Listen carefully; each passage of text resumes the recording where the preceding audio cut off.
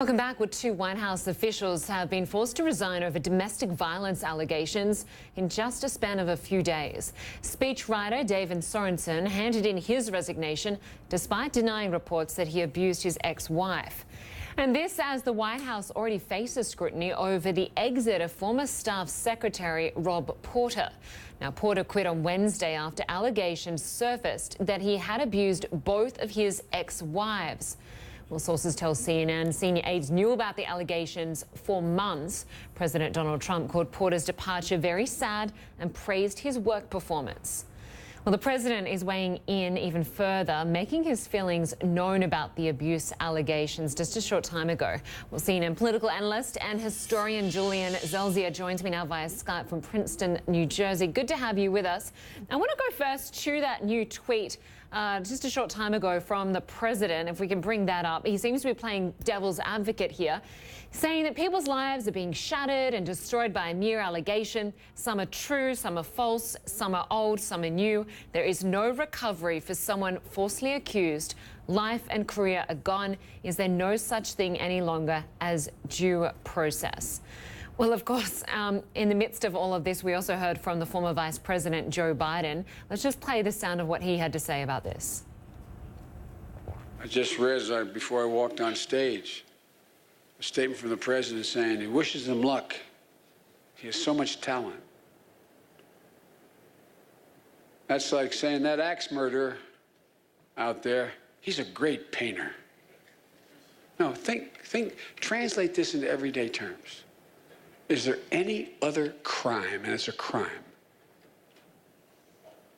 where there be an explanation that the reason why we shouldn't pay attention to the transgression is because they're good at something? Former Vice President there speaking. Julian, why is Donald Trump digging in his heels to kind of put his neck out for these staffers accused of domestic violence? What does he stand to gain from this? Look, I think two things are going on. The first is this is about his administration, and obviously it relates to accusations that have been made against him in the past. And so there's a defensiveness, and the president doesn't want to concede that anything happened that was wrong, and he wants to argue this still has to be investigated. The second thing is he has positioned himself throughout as an opponent of all of the forces calling for dealing with issues relating to from sexual abuse to racism. And here he is again, positioning himself almost as the defender of the white male.